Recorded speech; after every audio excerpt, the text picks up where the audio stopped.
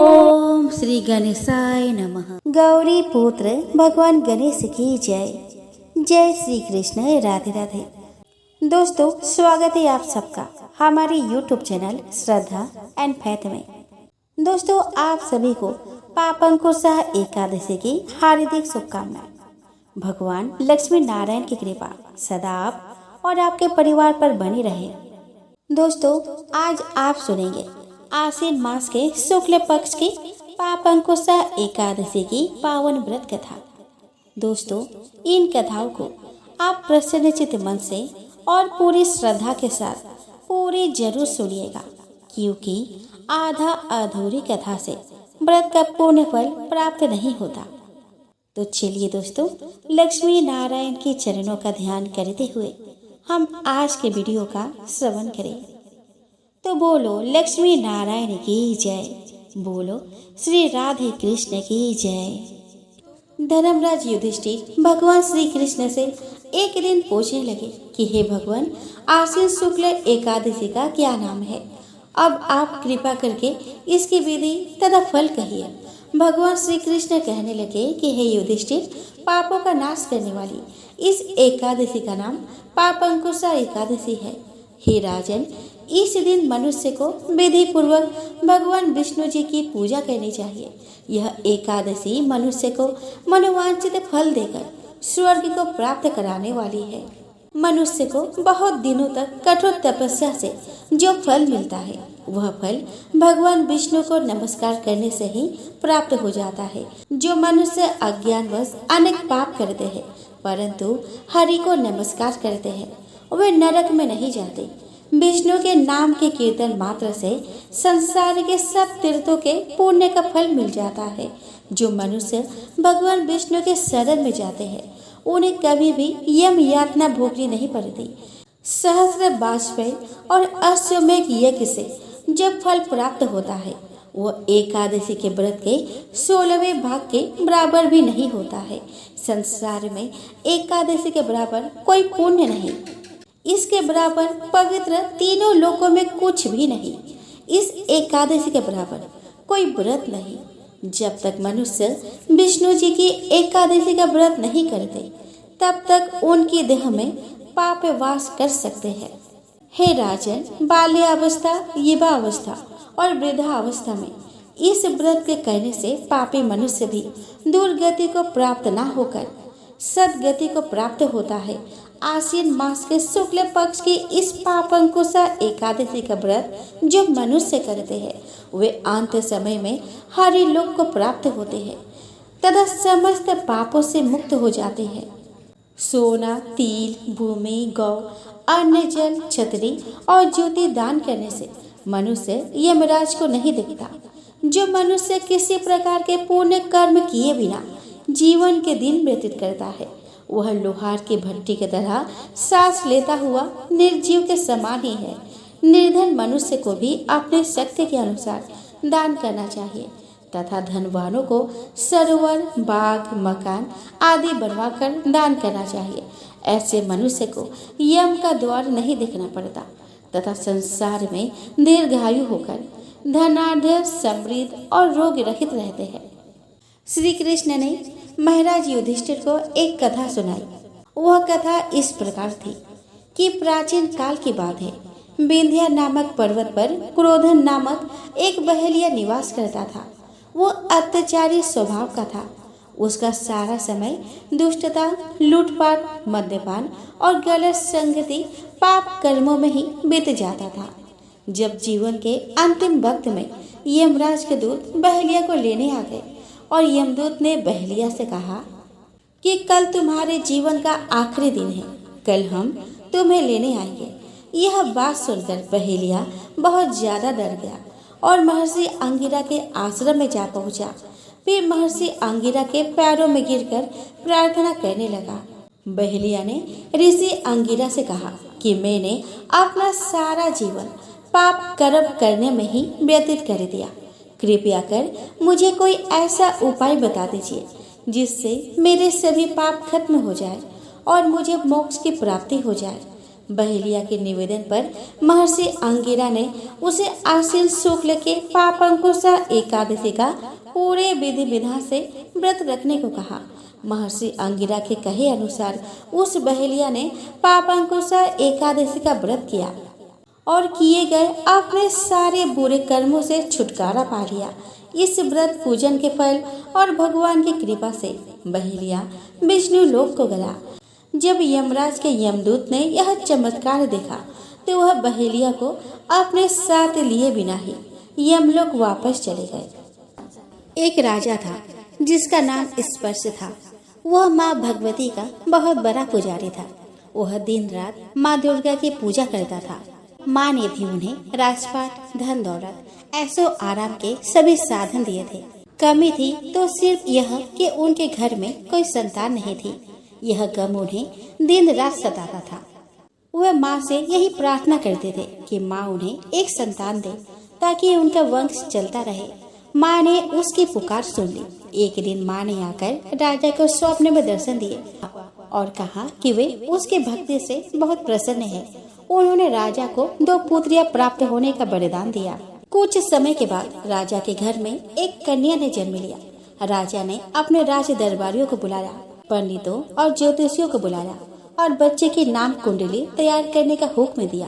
पंडितों और ज्योतिषियों ने उस बच्चे की जन्म कुंडली तैयार की और कहा कि हे राजन, यह कन्या तो साक्षात देवी है। यह कन्या जहाँ भी कदम रखेगी वहाँ खुशियाँ ही खुशियाँ होंगी। यह कन्या भी भगवती की पूजारन होंगी। उस कन्या का नाम तारा रखा गया। थोड़े समय के बाद राजा के घर वरदान के अनुसार एक और कन्या ने जन्म लिया। मंगलवार का दिन था।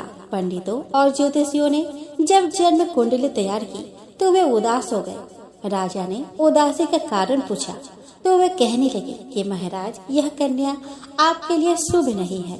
राजा ने उदास होकर ज्योतिषियों से पूछा कि मैंने ऐसे कौन से बुरे कर्म किए हैं जो कि इस कन्या ने मेरे घर में जन्म लिया है। उस समय ज्योतिषियों ने अपने ज्योतिष लगाकर बताया और कहने लगे कि वे दोनों कन्याएं जिन्होंने आपके घर में जन्म लिया है पिछले जन्म में राजा इंद्र की अप्सराएं थी। इन्होंने सोचा कि हम भी मृत्यु लोक में भ्रमण करें और देखें कि मृत्यु लोक पर लोग किस तरह रहते हैं। दोनों ने मृत्यु लोक पर आ एकादशी का व्रत रखा। बड़ी बहन का नाम तारा था और छोटी बहन का नाम रुकमन था। बड़ी बहन तारा ने अपनी छोटी बहन से कहा कि रुकमन, आज एकादशी का व्रत है, हम लोग आज भोजन नहीं खाएंगे, तुम बाजार जाकर फल लेकर आओ। रुकमन बाजार फल लेने गई। वहाँ उसने मछली के पकोड़े बनते देखे। उसने अपने पैसों के तो पकोड़े खा लिए तथा तारा के लिए फल लेकर वापस आ गई। फल उसने तारा को दे दी। तारा ने पूछा कि तू अपने लिए फल क्यों नहीं लाई? तो रुकमन ने बताया कि उसने मछली के पकोड़े खा लिए हैं। उसी वक्त तारा ने श्राप दे दिया कि जा नीच, तूने एकादशी के दिन मांस खाया है, नीचों का कर्म किया है। जा, मैं तुझे श्राप देती हूँ, तू नीचों के जून पाए। छिपकली बनकर सारी उम्र कीड़े मकोड़े खाते रहे। उसी शहर में एक ऋषि गुरु गोरख अपने शिष्यों के साथ रहते थे। उनके शिष्य में एक चेला तेज स्वभाव का तथा घमंडी था। एक दिन वो घमंडी शिष्य पानी का कमंडल भरकर खुले स्थान में एकांत में जाकर तपस्या पर बैठ गया। वह अपने तपस्या में लीन था। उसी समय उधर से एक प्यासी कपिला गाय आ गई। उस ऋषि के पास पड़े कमंडल में पानी पीने के लिए उसने मुंह डाला और सारा पानी पी गई। जब कपिला गाय ने मुंह बाहर निकाला तो खाली कमंडल की आवाज सुनकर उस ऋषि की समाधि टूट गई। उसने देखा कि गाय ने सारा पानी पी लिया था। ऋषि ने गुस्से में आकर उस कपिला गाय को बहुत बुरी तरह से चिमटे से मारा। वह गाय लहूलुहान हो गई। यह खबर गुरु गोरख को मिली। उन्होंने जब कपिला गाय की हालत देखी तो उस ऋषि को बहुत बुरा भला कहा और उसी वक्त आश्रम से निकाल दिया। गुरु गोरख ने गाय माता पर किए गए पाप से छुटकारा पाने के लिए कुछ समय बाद एक यज्ञ रचाया। इस यज्ञ का पता उस शिष्य को भी चल गया जिसने कपिला गाय को मारा था। उसने सोचा कि वह अपने अपमान का बदला जरूर लेगा। यज्ञ शुरू हो गया। उस चेले ने एक पक्षी का रूप धारण किया और चोंच में सर्प लेकर भंडारे में फेंक दिया, जिसका किसी को पता न चला। एक छिपकली जो पिछले जन्म में तारा देवी की छोटी बहन थी तथा बहन के श्राप को स्वीकार कर छिपकली बनी थी, सर्प का भंडारे में गिरना देख रही थी। उसे त्याग और परोपकार की शिक्षा अब तक याद थी। वह भंडारा होने तक घर के दीवार पर चिपकी रही और प्रतीक्षा करती रही। कई लोगों के प्राण बचाने हेतु उसने अपना प्राण न्यौछावर कर लेने का मन ही मन निश्चय किया। अब खीर भंडारे में दी जाने वाली थी। बांटने वालों की आंखों के सामने वह छिपकली दीवार से कूद कर कढ़ाई में जा गिरी। नादान लोग छिपकली को बुरा भला कहते हुए खीर की कढ़ाई को खाली करने लगे। उन्होंने उसमें मरे हुए सांप को देखा। तब सबको मालूम हुआ कि छिपकली ने अपना प्राण देकर उन सब के प्राणों की रक्षा की है।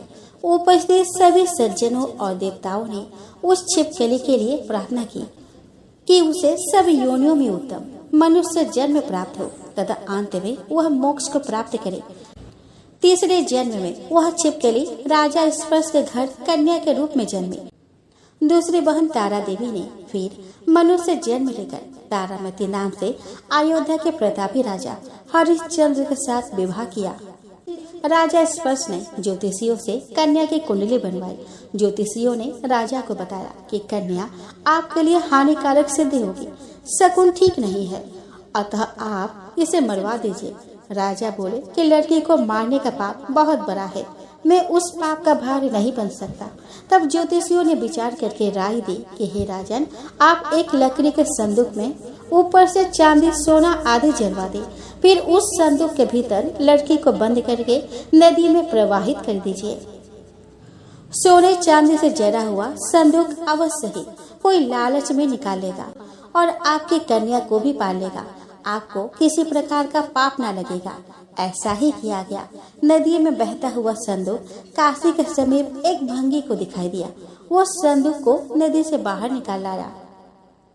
उसने जब संदूक खोला तो सोने चांदी के अतिरिक्त अत्यंत रूपवान कन्या दिखाई दी। उस भंगी की कोई संतान नहीं थी। उसने अपनी पत्नी को वह कन्या ला कर दी तो पत्नी की प्रसन्नता का ठिकाना न रहा। उसने अपनी संतान के समान ही बच्चे को छाती से लगा लिया। भगवती की कृपा से उसके स्तनों में दूध उतर आया। पति पत्नी दोनों ने प्रेम से कन्या का नाम रुक्को रख दिया। रुक्को बड़ी हुई, उसका विवाह हुआ। रुक्को की सास महाराजा हरिश्चंद्र के घर सफाई आदि का काम करने जाया करती थी।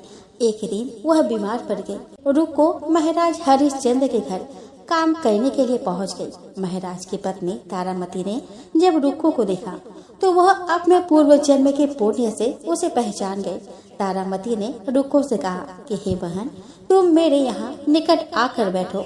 महारानी की बात सुनकर रुक्को बोली कि रानी जी, मैं नीच जाति की भंगिन हूँ, भला मैं आपके पास कैसे बैठ सकती हूँ। तब तारामती ने कहा कि बहन, पूर्व जन्म में तुम मेरी सगी बहन थी। तब तारामती ने कहा कि बहन, पूर्व जन्म में तुम मेरी सगी बहन थी। एकादशी का व्रत खंडित होने के कारण तुम्हें छिपकली के योनि में जाना पड़ा। जो होना था सो हो चुका। अब तुम अपने इस जन्म को सुधारने का उपाय करो और भगवती वैष्णव माता की सेवा करके अपना जन्म सफल बनाओ। यह सुनकर रुक्को को बड़ी प्रसन्नता हुई। उसने उपाय पूछा। रानी ने बताया कि वैष्णव माता सब मनोरथ को पूर्ण करने वाली है। जो लोग श्रद्धा पूर्वक माता का पूजन व जागरण करते हैं, उनकी सब मनोकामना पूर्ण होती है। रुक्को ने प्रसन्न होकर माता की मनौती करते हुए कहा कि हे माता, यदि आपकी कृपा से मुझे एक पुत्र प्राप्त हो गया तो मैं भी आपका पूजन व जागरण कराऊंगी। माता ने प्रार्थना को स्वीकार कर लिया। फलस्वरूप 10वें महीने उसके गर्भ से एक अत्यंत सुंदर बालक ने जन्म लिया। परंतु दुर्भाग्यवश रुक्को को माता का पूजन जागरण करने का ध्यान न रहा। जब वह बालक 5 वर्ष का हुआ तो एक दिन उसे चेचक निकल आई। रुक्को दुखी होकर अपने पूर्व जन्म की बहन तारामती के पास आई और बच्चे की बीमारी का सब वृतांत कह सुनाया। तब तारामती ने कहा कि तू जरा ध्यान करके देख कि तुझसे माता के पूजन में कोई भूल तो नहीं हुई है। इससे रुक्को को 6 वर्ष पहले की बात याद आ गई। उसने अपराध स्वीकार कर लिया। उसने फिर मन में निश्चय किया कि बच्चे को आराम आने पर जागरण अवश्य कराएगी। भगवती की कृपा से बच्चा दूसरे दिन ही ठीक हो गया। तब रुक्को ने देवी के मंदिर में ही जाकर पंडित से कहा कि मुझे अपने घर माता का जागरण करना है, अतः आप मंगलवार को मेरे घर पधार कर कृतार्थ करें। पंडित जी बोले कि अरे रुक्को, तू यही 5 रुपये दे, जा, हम तेरे नाम से मंदिर में ही जागरण करवा देंगे। तू नीच जाति की स्त्री है, इसीलिए हम तेरे घर जाकर देवी का जागरण नहीं कर सकते। रुक्को ने कहा कि हे पंडित जी, माता के दरबार में तो ऊंच नीच का कोई विचार नहीं होता, वे तो सब भक्तों पर समान रूप से कृपा करती है, अतः आपको कोई ऐतराज नहीं होना चाहिए। इस पर पंडित ने आपस में विचार करके कहा कि यदि महारानी तुम्हारे जागरण में पधारे तब तो हम भी स्वीकार कर लेंगे। यह सुनकर रुक्को महारानी के पास गई और सब वृतांत कहा सुनाया। तारामती ने जागरण में सम्मिलित होने का सहर्ष स्वीकार कर लिया। जिस समय रुक्को पंडितों से यह कहने के लिए गई कि महारानी जी जागरण में आवेंगी, उस समय सेनाई वहाँ था। उसने सब सुन लिया और महाराज हरिश्चंद्र को जाकर सूचना दी। राजा को सेनाई के बात पर विश्वास नहीं हुआ। महारानी भंगियों के घर जागरण में नहीं जा सकती। फिर भी परीक्षा लेने के लिए उसने रात को अपने अंगुली पर थोड़ा सा चीरा लगा लिया, जिससे नींद न आए। रानी तारामती ने जब देखा कि जागरण का समय हो रहा है परंतु महाराज को नींद नहीं आ रही, तो उसने माता वैष्णव देवी से मन ही मन प्रार्थना की कि हे माता, आप किसी उपाय से राजा को सुला दे ताकि मैं जागरण में सम्मिलित हो सकूं। राजा को नींद आ गई।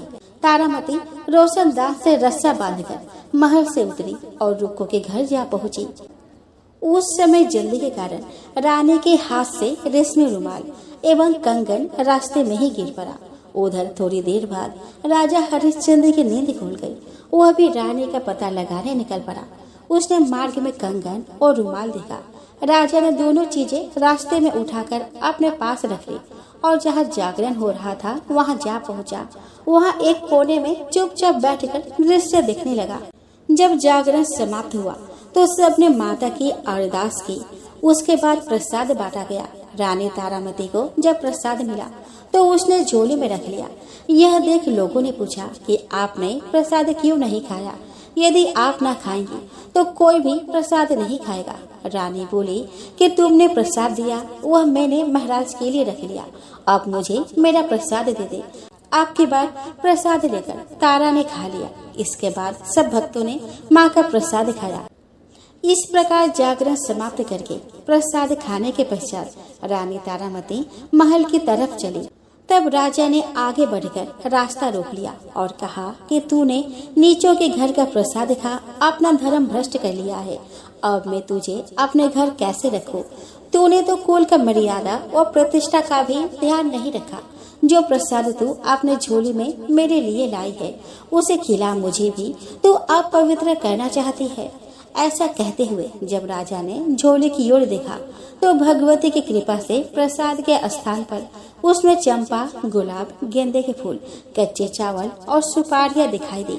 यह चमत्कार देखकर राजा आश्चर्यचकित रह गए। राजा हरिश्चंद्र रानी तारा को साथ लेकर महल लौट आए। वही रानी ने ज्वाला मैया के शक्ति से बिना माचिस या चकमक पत्थर की सहायता से राजा को अग्नि प्रज्वलित करके दिखाई, जिसे देखकर राजा का आश्चर्य और बढ़ गया। रानी बोली कि प्रत्यक्ष दर्शन पाने के लिए बहुत बड़ा त्याग होना चाहिए। यदि आप अपने पुत्र रोहिताश्व की बलि दे सके तो आपको दुर्गा देवी की प्रत्यक्ष दर्शन हो जाएंगे। राजा के मन में तो देवी के दर्शन की लगन हो गई थी। राजा ने पुत्र मोह त्याग कर रोहिताश्व का सिर देवी को अर्पण कर दिया। ऐसी सच्ची श्रद्धा एवं विश्वास देकर दुर्गा माता सिंह पर सवार हो उसी समय प्रकट हो गई और राजा हरिश्चंद्र दर्शन करके कृतार्थ हो गए। मरा हुआ पुत्र भी जीवित हो गया। चमत्कार देखकर राजा हरिश्चंद्र गदगद हो गए। उन्होंने विधि पूर्वक माता का पूजन करके अपने अपराधों की क्षमा मांगी। इसके बाद सुखी रहने का आशीर्वाद दे माता अंतर ध्यान हो गई। राजा ने तारा रानी की भक्ति की प्रशंसा करते हुए कहा कि हे तारा, तुम्हारे आचरण से मैं अति प्रसन्न हूँ। मेरे धन्य भाग जो तुम मुझे पत्नी के रूप में प्राप्त हुई।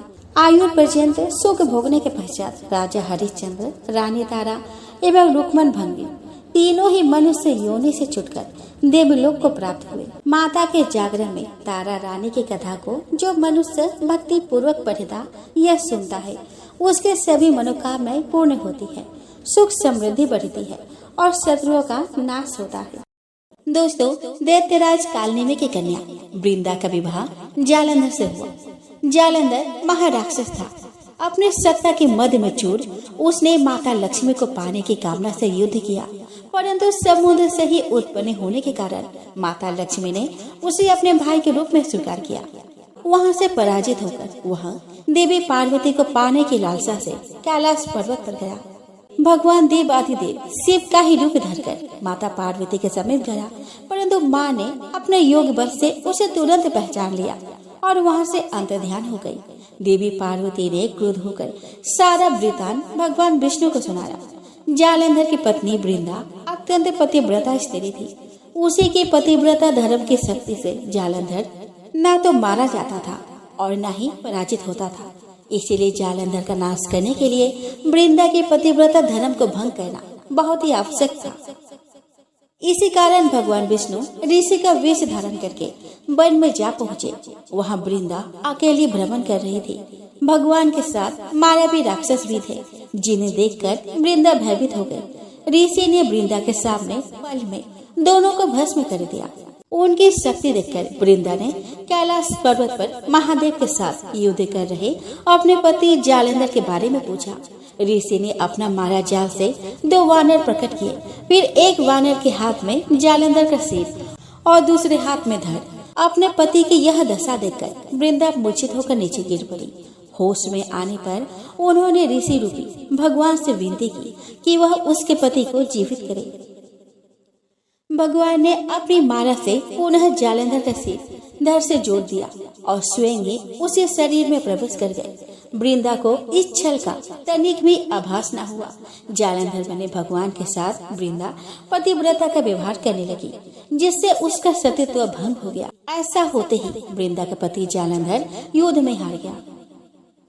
इस सारी लीला का जब वृंदा को पता चला तो उसने क्रोध होकर भगवान विष्णु को हृदयहीन शिला होने का श्राप दे दिया।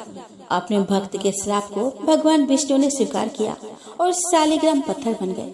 सृष्टि के पालन करता के पत्थर बन जाने से ब्रह्मांड में असंतुलन की स्थिति हो गई। यह देखकर सभी देवी देवताओं ने वृंदा से प्रार्थना की कि वह भगवान विष्णु को श्राप से मुक्त कर दे। वृंदा ने भगवान विष्णु को श्राप मुक्त कर स्वयं आत्मदाह कर लिया। जहाँ वृंदा भस्म हुई वहाँ तुलसी का पौधा उग गया। भगवान विष्णु ने वृंदा से कहा कि हे वृंदा, तुम अपने सतीत्व के कारण मुझे लक्ष्मी से भी अधिक प्रिय हो गई हो। अब तुम तुलसी के रूप में सदा मेरे साथ रहोगे। जो मनुष्य मेरे शालिग्राम रूप के साथ तुलसी का विवाह कराएगा, उसे इस लोक और परलोक में विपुल यश प्राप्त होगा। ऐसी मान्यता है कि जिस घर में तुलसी होती है वहाँ यम के दूत भी असमय नहीं जा सकते। मृत्यु के समय जिसके प्राण मंजरी रहे तुलसी और गंगा जल मुख में रखकर निकल जाते हैं, वो पापों से मुक्त होकर वैकुंठ धाम को प्राप्त होते हैं।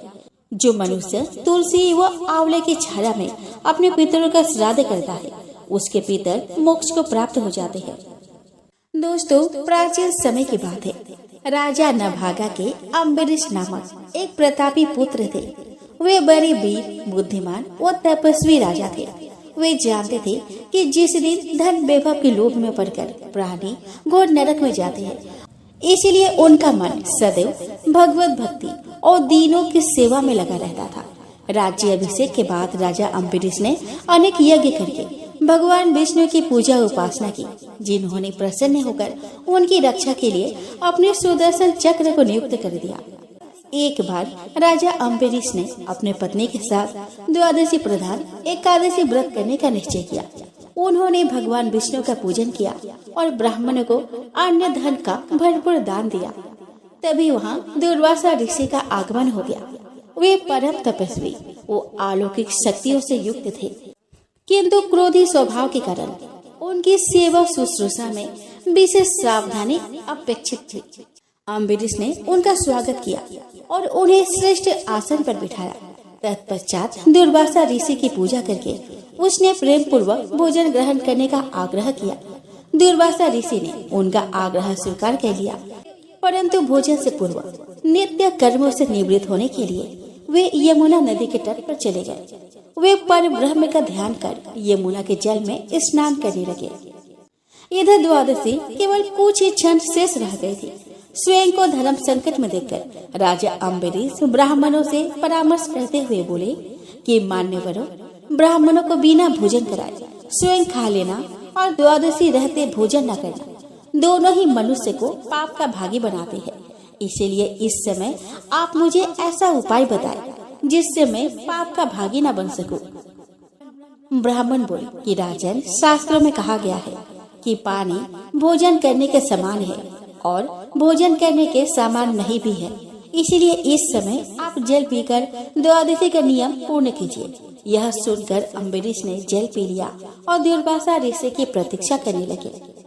जब दुर्वासा ऋषि लौटे तो उन्होंने तपोबल से जान लिया कि अम्बरीश भोजन कर चुके हैं। अतः वे क्रोधित हो उठे और कटु स्वर में बोले कि दुष्ट अम्बरीश, तो धन के मध्य में चूर होकर स्वयं को बहुत बड़ा मानता है। तूने मेरा तिरस्कार किया है, मुझे भोजन का निमंत्रण दिया, लेकिन मुझसे पहले स्वयं भोजन कर लिया। अब देख, मैं तुझे तेरी दुष्टता का दंड देता हूँ। क्रोधित दुर्वासा ने अपनी एक जटा उखाड़ी और अम्बरीश को मारने के लिए एक भयंकर और विकराल कृत्या उत्पन्न की। कृत्या तलवार लेकर अम्बरीश की ओर बढ़ी, किंतु राजा अम्बरीश बिना विचलित हुए मन ही मन भगवान विष्णु का स्मरण करते रहे। जैसे ही कृत्या ने उनके ऊपर आक्रमण करना चाहा, अम्बरीश का रक्षक सुदर्शन चक्र सक्रिय हो गया और पल भर में उसने कृत्या को जलाकर भस्म कर दिया। जब दुर्वासा ऋषि ने देखा कि चक्र बड़ी तेजी से उन्हीं की ओर बढ़ रहा है, तो वे भयभीत हो गए। अपने प्राणों की रक्षा के लिए वे आकाश, पाताल, पृथ्वी, समुद्र, पर्वत, वन आदि अनेक स्थानों पर शरण लेने के लिए गए, किंतु सुदर्शन चक्र ने उनका पीछा नहीं छोड़ा। घबराकर उन्होंने ब्रह्मा जी से रक्षा का गुहार लगाई। ब्रह्मा जी प्रकट हुए, किंतु असमर्थ होकर बोले कि वत्स, भगवान विष्णु द्वारा बनाए गए नियमों से मैं बंधा हुआ हूँ। प्रजापति, इंद्र, सूर्य आदि सभी देवगण भी इन नियमों का उल्लंघन नहीं कर सकते। हम नारायण की आज्ञा के अनुसार ही सृष्टि के प्राणियों का कल्याण करते हैं। इस प्रकार भगवान विष्णु के भक्त के शत्रु की रक्षा करना हमारे वश में नहीं है। ब्रह्मा जी की बातों से निराश होकर दुर्वासा ऋषि भगवान शंकर के शरण में गए। पूरा वृत्तांत सुनने के बाद महादेव जी ने उन्हें समझाया कि ऋषिवर, यह सुदर्शन चक्र भगवान विष्णु का शस्त्र है जो उनके भक्तजन की रक्षा करता है।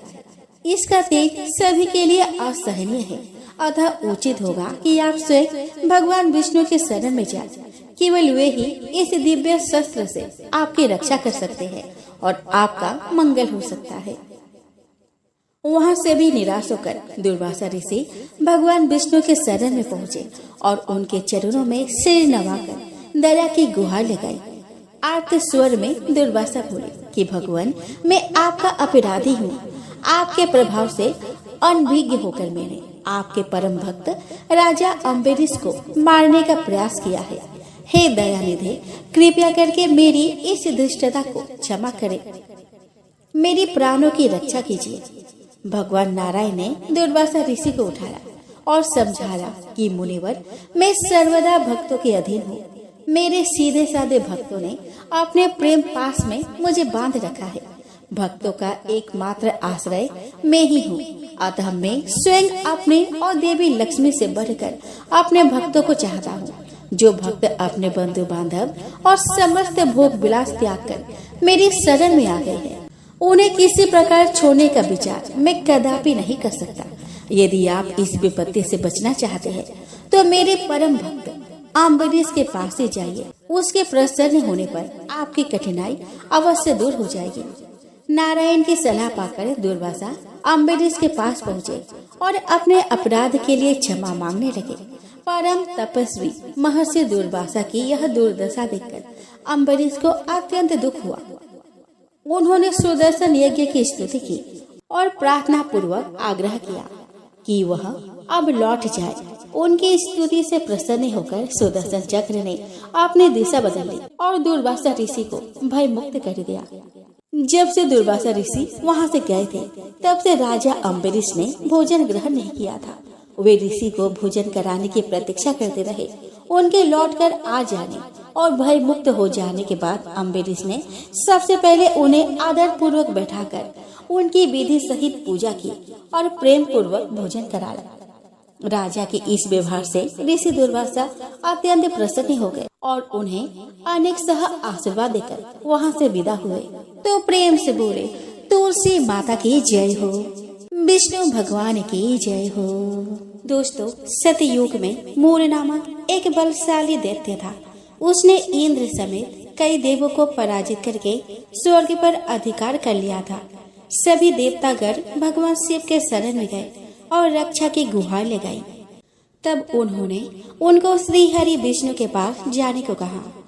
शिव आज्ञा से सभी देव क्षीर सागर में भगवान विष्णु के पास पहुँचे और पूरा वृतांत बताया। तब श्री हरि ने उनको चंद्रावती नगरी जाने को कहा। भगवान विष्णु सहित सभी देवतागण चंद्रावती नगरी जाने लगे। वही मूर अपने सेना के साथ युद्ध भूमि में गरज रहा था। उसी दौरान भगवान विष्णु रणभूमि में प्रकट हुए तो दैत्यों ने उन पर आक्रमण कर दिया। भगवान विष्णु से युद्ध में सभी दैत्य मारे गए, लेकिन मूर लड़ता ही रहा। दोनों के बीच हजारों वर्षों तक युद्ध चलता रहा, लेकिन मूर नहीं हारा।